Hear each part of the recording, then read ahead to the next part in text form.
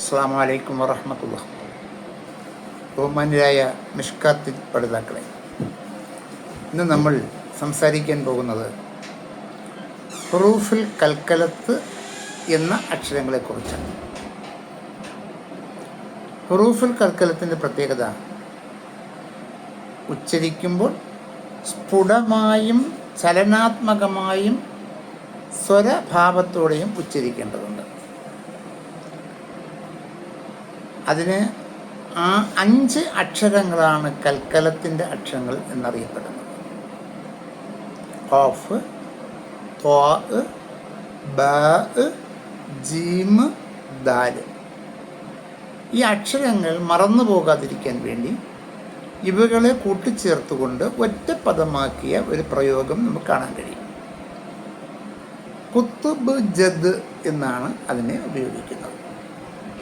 കുത്തുബ് ജദ്, ഖാഫുണ്ട്, ത്വാ ഉണ്ട്, ബാ ഉണ്ട്, ജീമുണ്ട്, ദാലുണ്ട്. ഈ അക്ഷരങ്ങൾക്ക് പ്രത്യേകത, ഈ അക്ഷരങ്ങൾ ഒരു പദത്തിൻ്റെ ആദ്യം വന്നാലും മധ്യഭാഗത്ത് വന്നാലും അവസാനം വന്നാലും അതിനെ ഗാംഭീര്യത്തോടെ കനപ്പിച്ചാണ് ഉച്ചരിക്കേണ്ടത്. ഇതല്ലാത്ത ബാക്കി അക്ഷരങ്ങളൊക്കെ ഒരു ആയത്തിൻ്റെ അവസാനം അക്ഷരമായി വരുമ്പോൾ സാധാരണ നമ്മൾ ഒരു സാക്കിനായ, ഒരു ശബ്ദമില്ലാത്ത ലളിതമായാണ് ഉച്ചരിച്ച് അവസാനിപ്പിക്കുക. ഇത് അങ്ങനെയല്ല. ഇത് നല്ല ഗാംഭീര്യത്തോടുകൂടെ തന്നെ നമ്മൾ പറയേണ്ടി വരും. അതാണ് ഈ അക്ഷരത്തിൻ്റെ പ്രത്യേകത. ഒന്ന് നോക്കൂ, നിങ്ങൾ സൂറത്ത് ജിന്നിലെ 8, 9, 10 ആയത്തുകളിലേക്ക് നോക്കൂ. ഞാനൊരു കാര്യം നിങ്ങളെ ശ്രദ്ധയിൽപ്പെടുത്തുന്നത്, കഴിഞ്ഞ ക്ലാസ്സിൽ 1 മുതൽ 4 വരെയുള്ള ആയത്തുകളെയാണ് കഴിഞ്ഞ ഉദാഹരണങ്ങൾക്ക് വേണ്ടി ഞാൻ പറഞ്ഞിട്ടുള്ളത്. ബാക്കി ആയത്തുകളെക്കുറിച്ച് ഞാൻ ഒന്നും പറഞ്ഞില്ല. നിങ്ങളോടാണ് അത് നോക്കി കണ്ടുപിടിക്കാൻ പറഞ്ഞത്. നമ്മുടെ സമയം വിലപ്പെട്ടതും കുറച്ചും ആയതുകൊണ്ടാണ് ബാക്കി ആയത്തുകളിലേക്ക് ഞാൻ പോകാത്തത്. നമ്മളിപ്പോൾ 2ാമത്തെ എപ്പിസോഡിലേക്ക് വന്നപ്പോൾ ആ പാഠഭാഗത്തിൽ നിന്നുമുള്ള കുറച്ച് കാര്യങ്ങൾ തിരഞ്ഞെടുക്കാൻ വേണ്ടിയാണ് ഞാനിങ്ങനെ ആയത്ത് ഇടയ്ക്ക് വിട്ടിട്ട് നിങ്ങളോട് 8, 9, 10 ആയത്തുകൾ നോക്കാൻ പറഞ്ഞത്. ഇങ്ങനെയാണത്. 8ാമത്തെ ആയത്ത്,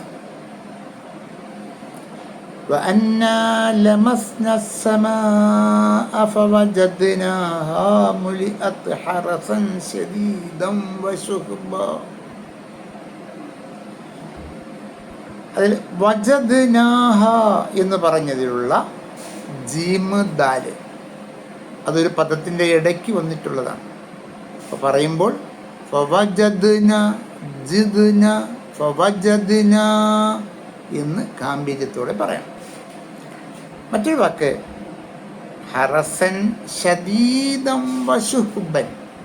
ഷദീദൻ എന്ന് പറഞ്ഞ ദാല്, ശുഹ്ബൻ എന്ന് പറഞ്ഞ ബാ, അതെല്ലാം അതേ ഗാംഭീര്യത്തോടുകൂടെ വേണം പറയാൻ. ഷദീദൻ വശുഹ്ബ. സാധാരണ അവസാനത്തെ അക്ഷരത്തിന് തൻവീനാണെങ്കിൽ തൻവീനുകളെ ദീർഘാക്ഷരത്തോടു കൂടിയാണ് നമ്മൾ വായിക്കുക. അതുകൊണ്ട് ഇവിടെ എങ്ങനെ ദീർഘാക്ഷരത്തോടുകൂടെ ശുഹ്ബ എന്ന് പറയണം, അല്ലാതെ ശുഹ്ബ എന്ന് പോരാ.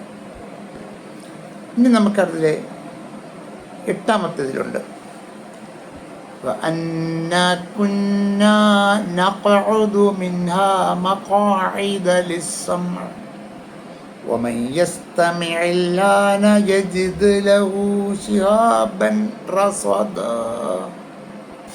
ഇവിടെയും അതേപോലെ നഖഉദു എന്ന് പറഞ്ഞതിലെ ഖാഫ്, മഖാഇദ എന്ന് പറഞ്ഞതിലെ ഖാഫ്, യജിദ് ലഹു എന്നതിലെ ജീമും ദാലും, ശിഹാബൻ റസദ എന്നതിലെ ബാഉം അവസാനത്തെ ദാലും. ഇത്ര അക്ഷരങ്ങൾ അതിൽ വന്നിട്ടുണ്ട്. ഇനി അടുത്ത ആയത്തിലേക്ക്, 10ാമത്തെ ആയത്തിലേക്ക്, وَأَنَّا لَا نَدْرِي أَشَرٌّ أُرِيدَ بِمَنْ فِي الْأَرْضِ أَمْ أَرَادَ بِهِمْ رَبُّهُمْ رَشَدًا. നദിരി, ലാ നദിരി എന്ന് പറഞ്ഞ വാക്കിലെ ദാല്, ഉരീദ എന്ന് പറഞ്ഞ വാക്കിലെ ദാല്, അറാദ ബിഹിം എന്നതിലെ അറാദയുടെ ദാല്, റഷദ എന്ന ദാല്.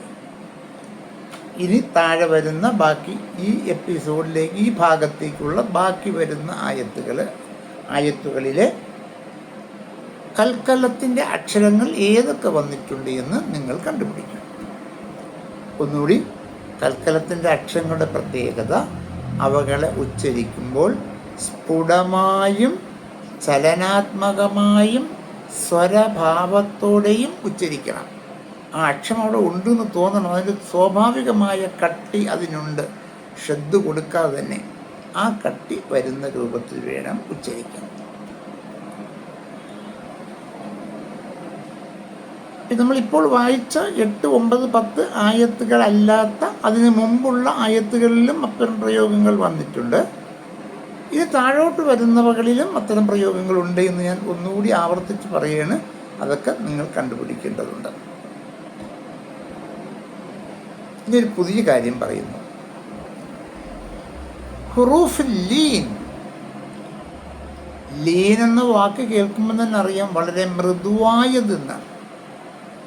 മൃദുവായി ഉച്ചരിക്കുന്ന അക്ഷരങ്ങൾ എന്ന അർത്ഥത്തിലാണ് ഹുറൂഫിൽ ലീൻ എന്ന് പറയുന്നത്. ആ അക്ഷരങ്ങൾ ഒന്ന് അലിഫ്, ഒന്ന് വാവ്, ഒന്ന് യാ. ഇവകളുടെ പ്രത്യേകത നമുക്കറിയാം. ഇവകളെ മൂന്നും ഹുറൂഫുൽ മദ് എന്നും നമ്മൾ പറയും. ഫത്തഹിനെ നീട്ടാൻ അലിഫ് കൊടുക്കുന്നു, കിസറിനെ നീട്ടാൻ യാ കൊടുക്കുന്നു, ലമ്മിനെ നീട്ടാൻ വാവ് കൊടുക്കുന്നു. അഥവാ അകാരത്തെ നീട്ടാൻ അലിഫ്, ഇകാരത്തെ നീട്ടാൻ യാ, ഉകാരത്തെ നീട്ടാൻ വാവ്. ഇങ്ങനെയാണ് കൊടുക്കുക. ഇതിൽ അലിഫ് എന്നത്, ഈ അലിഫ്, വാവ്, യാ, ഈ 3 അക്ഷരങ്ങൾക്കും ഇനി വേറെയും പേരുകളുണ്ട്. ഇല്ലത്തിൻ്റെ അക്ഷരങ്ങളെന്ന് പറയും. ഇവിടെ അറിയേണ്ട പ്രത്യേകത, ഇതിൽ വാവും യാവും അതിൽ ഹർക്കത്തോടെയും ഉച്ചരിക്കും. അപ്പം നിങ്ങൾ കേൾക്കുമ്പോൾ അലിഫ് ഹർക്കത്ത് ഇട്ട് കൊടുത്തിട്ട് ആ ഈ ഊ എന്ന് പറയില്ലേ എന്ന് ചോദിക്കും. ഞാൻ നേരത്തെ ഒരു ക്ലാസ്സിൽ പറഞ്ഞിട്ടുണ്ട്, ഹംസ് എന്ന അക്ഷരത്തിനാണ് ആ ഈ ഉ എന്ന പ്രയോഗം, അലിഫിനല്ല. അലിഫ് ഒരു സിമ്പിളായിട്ടുള്ള അക്ഷരമാണ്, ഫത്തഹിനെ നീട്ടാൻ വേണ്ടിയുള്ള അക്ഷരമാണ്. അതിനെക്കുറിച്ചുള്ള കൂടുതൽ വിവരങ്ങളൊക്കെ ഞാൻ കഴിഞ്ഞ ക്ലാസ്സിൽ പറഞ്ഞതുപോലെ ഇനിയും സമയം ലഭ്യമാണെങ്കിൽ പിന്നീട് എപ്പോഴെങ്കിലും കൂടുതൽ വിവരിക്കുന്നതായിരിക്കും. ഇത് വാവ്, യാ എന്ന അക്ഷരങ്ങൾക്ക് ഹർക്കത്ത് കൊടുത്തുകൊണ്ട് തന്നെ വാ, വി, വു, ഔ എന്നും യാ, ഈ, യു, ഐ എന്നുമുള്ള ഉച്ചാരണങ്ങൾ ഉണ്ടായിരിക്കും. ഐ എന്ന് പറഞ്ഞാൽ യാ ഒരക്ഷരത്തിൻ്റെ ഇടയിൽ വരുമ്പോഴാണ് ഐ എന്ന് പറയുക. ഉദാഹരണത്തിന് ബൈന, കൈഫ, ഇങ്ങനെയൊക്കെ ഉച്ചാരണം. ഇതൊക്കെ പറയുമ്പോൾ ഇതൊക്കെ വളരെ ലാഘവത്തോടുകൂടെയാണ് ഈ അക്ഷരങ്ങളെ പറയേണ്ടത്. അതിനൊന്നും കട്ടി വരാത്ത രൂപത്തിൽ യ, വ, വി, വു, ഔ, ആ. അലിഫിന് അങ്ങനെയില്ല. യായിനും വാവിനും മാത്രമേ ഉള്ളൂ. യായിനും വാവിനും മാത്രമേ ഉള്ളൂ. അലിഫിന് ഹർക്കത്ത് കൊടുത്തുകൊണ്ട് വരുമ്പോൾ അത് ഹംസയായിട്ട് മാറും എന്ന കാര്യം ഒന്നുകൂടി ഞാൻ നിങ്ങളുടെ ഓർമ്മയിൽപ്പെടുത്തുകയാണ്. നോക്കൂ, ഇനി ഈ വാവ്, യാ എന്നീ അക്ഷരങ്ങൾക്ക് സുക്കൂൻ വരിക, അതാണ് നേരത്തെ ഞാൻ പറഞ്ഞത്. അതിന് മുമ്പിലുള്ള അക്ഷരത്തിന് ഫത്തഹും വരും. അങ്ങനെ വരുമ്പോഴാണ് ആ അക്ഷരങ്ങൾ കുറച്ചുകൂടി ലീനാവുന്നത്, മൃദുലമാവുന്നത്. ബൈന, ഹൗഫിൻ എന്നൊക്കെ പറയുന്നത് പോലെ. ഇനി നമുക്ക് ഇനി അതുമായി ബന്ധപ്പെട്ടുകൊണ്ടുള്ള പാഠഭാഗങ്ങൾ നമ്മൾ പഠിച്ചതിൽ നിങ്ങൾ ശ്രദ്ധിച്ചു നോക്കൂ. ഞാനത് നോക്കി വന്നിട്ടില്ല. അത് നിങ്ങൾക്ക് അടുത്ത പാഠത്തിലോ ഇനി നമ്മളിപ്പോഴെങ്കിലും അലിഫിനെ കുറിച്ചൊക്കെ പറയുമ്പോഴോ അത്തരം അക്ഷരങ്ങൾ വരുന്നുണ്ടെങ്കിൽ പറയാം. സാധാരണ നമ്മൾ ഉച്ചരിക്കുമ്പോൾ ഇത്രയും ശ്രദ്ധിക്കണം എന്നാണ് ഞാൻ പറഞ്ഞതിനർത്ഥം. പ്രിയമുള്ള പഠിതാക്കളെ, ഇനി വേറെ ചില വായനാ നിയമങ്ങളെക്കുറിച്ചാണ് ഇനി പറയാൻ പോകുന്നത്. നമ്മൾ ഇത്രയും നേരം പറഞ്ഞത് അക്ഷരങ്ങളെ സംബന്ധിക്കുന്ന അതിൻ്റെ ഉച്ചാരണ പ്രയോഗങ്ങളെക്കുറിച്ചാണ് നമ്മൾ സംസാരിച്ചുകൊണ്ട് വന്നത്. ഇനി നമ്മൾ പറയാൻ പോണത് ഈ അക്ഷരങ്ങളെ വായിക്കുമ്പോൾ ഉണ്ടാകുന്ന, ചിലപ്പോൾ രണ്ട് അക്ഷരങ്ങൾ കൂടിച്ചേർന്ന് വരുമ്പോൾ ഉണ്ടാകുന്ന ചില വ്യതിയാനങ്ങളെക്കുറിച്ചും ചില വായനാ ശീലങ്ങളെക്കുറിച്ചാണ് ഇനി പറയാൻ പോകുന്നത്. അത് ഒന്നാമത്തെ കാര്യം, നിങ്ങളെല്ലാം പഠിച്ചിട്ടുള്ളതുപോലെ അൽ ഇൽഹാർ. അൽ ഇൽഹാർ എന്നത് ഞാൻ വിവരിക്കുന്നതിന് മുമ്പായി നിങ്ങളോട് ചില കാര്യങ്ങൾ ചോദിച്ചോട്ടെ. നിങ്ങൾക്കെല്ലാം അറിയുന്നവരായിരിക്കുമെങ്കിലും ഞാനൊരു ക്ലാസ് എടുക്കുന്ന ഒരാൾ എന്ന രൂപത്തിൽ നിങ്ങൾക്ക് ആ വിഷയം അറിയില്ല എന്ന രൂപത്തിൽ വേണമല്ലോ ഞാൻ നിങ്ങളോട് പറയാൻ. ആ രൂപത്തിലാണ് ഞാൻ നിങ്ങളോട് പറയുന്നത്. സാക്കിനായ നൂന് തൻവീന്. ഒന്നുകൂടി പറയാം, സാക്കിനായ നൂന് തൻവീന്.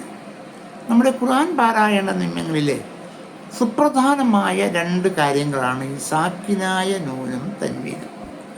സാക്കിനായ നൂനും തൻവീനും മനസ്സിലാകാത്തവരുണ്ടാവില്ല എങ്കിലും പറയുന്നു, സുക്കൂനുള്ള നൂനിനാണ് സാക്കിനായ നൂനെന്ന് പറയുന്നത്. തൻവീനുകൾ, ഹർക്കത്തുകൾ ഇരട്ടിച്ചു വരുന്നതിനാണ് തൻവീൻ എന്നും പറയുന്നത്. സാക്കിനായ നൂൻ പറഞ്ഞാലും തൻവീൻ പറഞ്ഞാലും അതിൻ്റെ അവസാനത്തെ ഉച്ചാരണം ഇൻ എന്നായിരിക്കും വരിക. ഉദാഹരണത്തിന് ബാഇന് ഒരു ഫതഹ് തൻവീൻ കൊടുത്തുകൊണ്ട് നമുക്ക് പറയാം ബൻ, ഉണ്ടോ, അവസാനം ഇൻ എന്ന് ഉച്ചരിച്ചു. ഇനി നമ്മളത് പറയാതെ വെറും ഒരു നൂന് സുക്കൂൻ കൊടുത്തുകൊണ്ട് പറയൂ, അപ്പോഴും ഇൻ ന നീ നു ഇൻ. ഈ ഉച്ചാരണത്തെയാണ് സാക്കിനായ നൂനും തൻവീനും എന്ന് പറയുന്നത്. ഇതുമായി ബന്ധപ്പെട്ടാണ് നമ്മൾ ഖുർആൻ പാരായണത്തിലെ സുപ്രധാനമായ കുറേ നിയമങ്ങൾ, 5 നിയമങ്ങൾ ഉള്ളത്. അതിൽ ഒന്നാണ് ഞാൻ പറഞ്ഞു വെച്ച ഇൽഹാർ എന്ന് പറയുന്ന നിയമം. ഇൽഹാർ എന്ന് പറഞ്ഞാൽ വെളിവാക്കുക എന്നാണ്, വ്യക്തമാക്കുക എന്നാണ്. അഥവാ സാക്കിനായ നൂനിനെയും തൻവീനിനെയും വ്യക്തമായി നമ്മൾ ഉച്ചരിക്കണം. ഇൻ അല്ലെങ്കിൽ ബൻ എന്ന് തന്നെ നമ്മൾ പറയേണ്ടി വരുന്ന ചില സന്ദർഭങ്ങളുണ്ട്. ആ സന്ദർഭങ്ങളുടെ പ്രത്യേകത, ഈ സാക്കിനായ നൂനിനും തൻവീനിനും ശേഷം ഹൽക്കിൻ്റെ അക്ഷരങ്ങളായ, ഹൽക്കിൻ്റെ അക്ഷരങ്ങൾ നമ്മൾ ഒരിക്കൽ പഠിച്ചതാണ്, ഹൽക്കിൻ്റെ അക്ഷരങ്ങളായ ഹംസ്, ഹാ, ഐന്, ഹാ, വൈന്, ഹ, ഇവയിലേതെങ്കിലുമാണ് വരുന്നത് എങ്കിൽ ആ സാക്കിനായ നൂനിനെ അല്ലെങ്കിൽ തൻവീനിനെ കൃത്യവും വ്യക്തവുമായ രൂപത്തിൽ വെളിവാക്കി പറയുക തന്നെ വേണം. അതാണ് ഇൽഹാർ എന്ന് പറയുന്നത്. നമ്മുടെ പാഠഭാഗത്തിൽ വന്നിരിക്കുന്ന ഉദാഹരണങ്ങൾ അറിയുവാൻ വേണ്ടി ഒന്നാമത്തെ ആയത്തൊന്ന് ശ്രദ്ധിക്കുമോ? മുസഹഫ് എടുക്കൂ, നോക്കൂ. ഞാൻ ഒന്നുകൂടി പറയണം, നമ്മൾ ഈ ക്ലാസ്, തജ്വീദ് ക്ലാസ് പറയുമ്പോൾ നിങ്ങളുടെ കയ്യിൽ മുസഹഫ് ഉണ്ടായിരിക്കണം. ഞാൻ പറയുമ്പോൾ ആ മുസഹഫിലെ ആയത്ത് നിങ്ങൾ എടുത്ത് കൂടി എത്തുക. നമ്മൾ ഈ സമയം ഉള്ള സമയത്താണ് ഇതൊക്കെ ചെയ്യുന്നതെന്ന് അറിയാമല്ലോ. ചുരുങ്ങിയ സമയത്ത് എല്ലാ കാര്യങ്ങളും ചെയ്യാനുള്ളത് കൊണ്ടാണ്. ആ മുസഹഫ് എടുത്തു, ഒന്നാമത്തെ ആയത്തെടുത്തു, ഇങ്ങനെ വായിക്കാൻ നമുക്ക്. അഊദു ബില്ലാഹി മിനശ് ശൈത്വാനിർ റജീം. ബിസ്മില്ലാഹിർ റഹ്മാനിർ റഹീം. ഖുൽ ഊഹിയ ഇലയ്യ അന്നഹു ഇസ്തമഅ നഫറും മിനൽ ജിൻ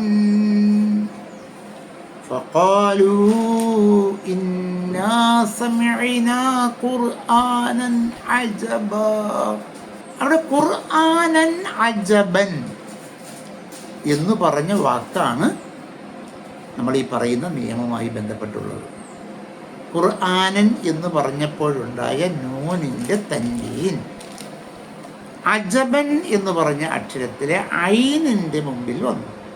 അപ്പോൾ ഹൽക്കിൻ്റെ അക്ഷരമാണ് ഐന്, അതുകൊണ്ട് തന്നെ ഖുർആനൻ അജബാ എന്ന് പറയണം.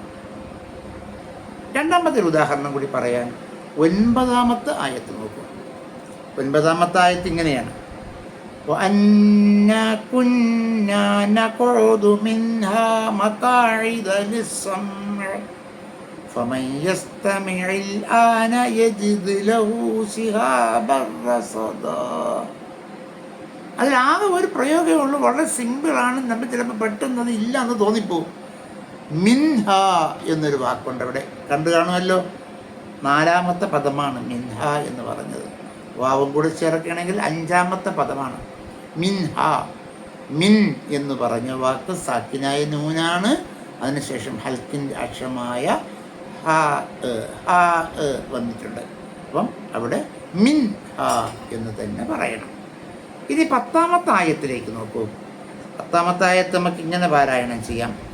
وَأَنَّا لَا نَدْرِي أَشَرٌّ أُرِيدَ بِمَنْ فِي الْأَرْضِ أَمْ أَرَادَ بِهِمْ رَبُّهُمْ رَشَدًا. അതിൽ നമ്മൾ ഈ പറഞ്ഞുകൊണ്ടിരിക്കുന്നതിൽ ഒരു നിയമമുണ്ട്. അശറുൻ ഉരീദ. റുൻ എന്ന് പറഞ്ഞ ദമ്മ് തൻവീനു ശേഷം ഹൽക്കിൻ്റെ അക്ഷരമായ ഹംസ് അവിടെ വന്നിരിക്കുന്നു. അവിടെ ഹംസിന് ദമ്മാണ് ഹർക്കത്ത്. അശറുൻ ഉരീദ എന്ന് വെളിവാക്കി പറയണം. ഇനി 15ാമത്തെ ആയത്ത് നോക്കൂ. 15ാമത്തെ ആയത്ത് അടുത്ത പേജിലാണെന്നറിയാലോ. വഅന്നാ മിന്നൽ മുസ്ലിമൂന വമിന്നൽ ഖാസിതൂൻ ഫമൻ അസ്ലം ഫഉലൈക തഹറൗ റശദാ. ആ ഫമൻ അസ്ലമ എന്ന് പറഞ്ഞതിലെ സാക്കിനായ നൂന് ശേഷം ഹംസ് വന്നിരിക്കുന്നു. ആ എന്ന വാക്ക് വന്നതുകൊണ്ട് ഫമൻ അസ്ലമ എന്ന് വ്യക്തമാക്കി പറയേണ്ടതാണ്. ഒന്നുകൂടി വീണ്ടും ആവർത്തിക്കുന്നു. നമ്മളിപ്പോൾ എടുത്ത 8 മുതൽ 15 വരെയുള്ള ആയത്തിൻ്റെ മുമ്പിലും ഇനി നമ്മൾ പഠിക്കാനുള്ള ആയത്തുകളിലൊക്കെ ഹൽക്കിൻ്റെ അക്ഷരങ്ങളും സ്വാക്കിനായ നൂനും തൻവീനും വന്ന ഉദാഹരണങ്ങൾ വേറെയൊക്കെ വരും. അതൊക്കെ നമുക്ക് സാന്ദർഭികമായി നിങ്ങൾ നോക്കി മനസ്സിലാക്കേണ്ടതാണ്. ആകെ നമ്മൾ ഇപ്പോൾ അറിയാനുള്ളൊരു കാര്യം, സാക്കിനായ നൂനും തൻവീനിനും ശേഷം ഹൽക്കിൻ്റെ അക്ഷരങ്ങൾ വന്നാൽ ആ സാക്കിനായ നൂനിനെ അല്ലെങ്കിൽ തൻവീനിനെ ക്ലിയറാക്കി പറയണം, വ്യക്തമാക്കി പറയണം. ഇതാണ് 2ാമത്തെ നിയമത്തിലേക്ക് പറയട്ടെ. 2ാമത്തതിന് അൽ ഇഖ്ഫാ എന്നാണ് പറയുന്നത്. അൽ ഇഖ്ഫാ എന്ന് പറഞ്ഞാൽ ഗോപ്യമാക്കുക, മറച്ചു പറയുക എന്നാകുന്നു. ഇഖ്ഫാ എന്ന് പറഞ്ഞാൽ ഗോപ്യമാക്കുക, മറച്ചു പറയുക. ആരെ? സാക്കിനായ നൂനെയും തൻവീനെയും. സാക്കിനായ നൂനും തൻവീനും ശേഷം ഇനി ഞാൻ പറയാൻ പോകുന്ന അക്ഷരങ്ങൾ എണ്ണിക്കോളൂ. താ, സാ, ജീം, ദാല്, റാല്, റാക്കി പുള്ളിയിടുന്ന സായ്, സീന്, ഷീന്, സ്വാദ്, ലാദ്, തോ, ലാ, ഫാ, ഖാഫ്, കേഫ്. നിങ്ങൾക്ക് മനസ്സിലാകാൻ വേണ്ടി കേഫ് എന്ന് പറഞ്ഞത് ഖാഫ് എന്ന് പറഞ്ഞാൽ മതിയായിരുന്നു. 15 അക്ഷരങ്ങളുണ്ട്. ഈ 15 അക്ഷരങ്ങളിൽ ഏതെങ്കിലും ഒരെണ്ണം സാക്കിനായ നൂനിനോ തൻവീനിനോ ശേഷം വന്നാൽ ആ സാക്കിനായ നൂനിനെ അല്ലെങ്കിൽ തൻവീനിനെ അല്പം രാഗാത്മകമായി മണിച്ചുകൊണ്ട് ഉച്ചരിക്കണം. മണിച്ചു പറയുക. അതായത് ഇൻ എന്ന് വരരുത്, ബൻ എന്ന് വരരുത്. അങ്ങനെ ഒരു ചെറിയ മണിക്കലോടെ ആ അക്ഷരത്തെ ഒന്ന് മറച്ച് ഗോപ്യമാക്കി ഉച്ചരിക്കേണ്ടതുണ്ട്. അതിന് നമ്മൾ ഉദാഹരണം നമ്മളിപ്പോൾ പഠിക്കാൻ പോകുന്ന 8 മുതൽ 15 വരെയുള്ള ആയത്തുകളിലെ 8ാമത്തെ ആയത്ത് നോക്കൂ. വഅന്നാ ലമസ്നാ സമാഅ ഫവജദ്നാഹാ മുലിഅത് ഹറസൻ ശദീദൻ വശുഹബാ. ഹറസൻ ശദീദൻ, ഹറസൻ ശഹീദൻ, ഹറസൻ ശദീദൻ.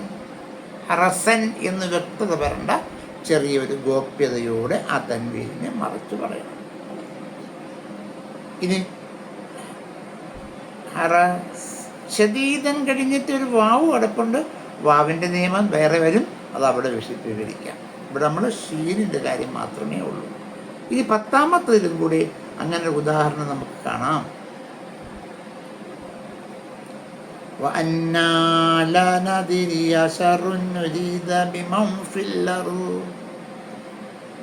أَمْ أَرَادَ بِهِمْ رَبُّهُمْ رَشَدًا. ഇവിടെ കണ്ടോ, സാക്കിനായ നൂന് വന്നിരിക്കുന്ന ഒരു സ്ഥലം കണ്ടോ? ബിമൻ എന്ന് പറഞ്ഞതിലെ മന്നാണ് സാക്കിനായ നൂന് വന്ന സ്ഥലം. ആ സാക്കിനായ നൂന് ശേഷം ഫ എന്ന അക്ഷരം വന്നു, ഫി എന്നാണ് ഇവിടെ ഉള്ളത്. അപ്പം മൻ ഫി എന്ന് പറയില്ല, മൗഫി മൗഫി ബിമൗഫിൽ അർളി എന്നാണ് ഉച്ചരിക്കേണ്ടത്.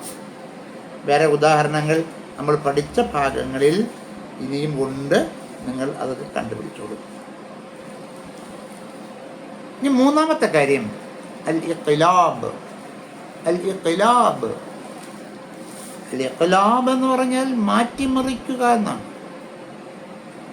സിന്താബ വിളിക്കുമ്പോൾ ഇൻകിലാബ് എന്ന് പറയുന്ന വാക്കിൻ്റെ വേറൊരു വാക്കാണ് ഇഖ്തിലാബ്. അതിലുള്ള ഒരു പദമാണ് ഇഖ്തിലാബ് എന്ന് പറയുന്നത്. അതിൻ്റെ ശരിയായ രൂപമാണ് ഇഖ്തിലാബ്. അതിന് ചില മാറ്റങ്ങൾക്ക് വരുത്തിയാണ് ഇൻകിലാബ്. അപ്പം ഇഖ്തിലാബ് എന്ന് പറഞ്ഞാൽ മാറ്റിമറിക്കുക എന്നാവും. ഇതെന്താണ് സാക്കിനായ നൂനിനോ തൻവീനിനോ ശേഷം ബാ എന്ന അക്ഷരം വന്നാൽ, ഒറ്റ അക്ഷരമേ ഉള്ളൂ, ബാ മാത്രം വന്നാൽ ആ സാക്കിനായ നൂനിനെ അല്ലെങ്കിൽ തൻവീനിനെ മീമാക്കി മാറ്റി ഉച്ചരിക്കണം. മീമാക്കി മാറ്റി ഉച്ചരിക്കണം.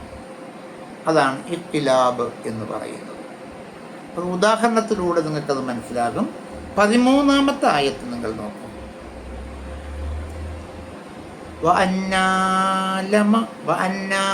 لَمَّا سَمِعْنَا الْهُدَى آمَنَّا بِهِ فَمَنْ يُؤْمِنْ بِرَبِّهِ فَلَا يَخَافُ بَخْسًا وَلَا رَهَقًا. കണ്ടു കാണും നിങ്ങൾ. ഫമൻ യുമിൻ കഴിഞ്ഞ ശേഷം ബി റബ്ബിഹി എന്ന വാക്കിൻ്റെ ആദ്യത്തിൽ ബി എന്ന ഒരു അക്ഷരമാണുള്ളത്. അതുകൊണ്ട് തന്നെ യുമിൻ എന്ന് പറഞ്ഞ സാക്കിനായ നൂനിനെ മീമാക്കി മാറ്റണം എന്ന് കാണിച്ചുകൊണ്ട് അതിൻ്റെ മുകളിൽ ഒരു ചെറിയ മീം ഇട്ടിട്ടുണ്ട്. മിക്കവാറും എല്ലാ മുസ്ഹഫുകളിലും ഈ ഇഖ്തിലാബിനെ സൂചിപ്പിക്കുന്ന ചിഹ്നം മീം കൊടുത്തിട്ടുണ്ടാവും. അത് മീമാക്കി മാറ്റി ഉച്ചരിക്കേണ്ടതുണ്ട്. ഒന്നുകൂടി പറയാം, ഫമൻ യുമിൻ ബിറബ്ബിഹി എന്നാണ് വായിക്കേണ്ടത്. അങ്ങനെ സാക്കിനായ നൂനിനെയോ തൻവീനിനെയോ മീമാക്കി മാറ്റുന്ന പ്രക്രിയയ്ക്കാണ് ഇഖ്തിലാബ് എന്ന് പറയുന്നത്. അസ്സലാമു അലൈക്കും.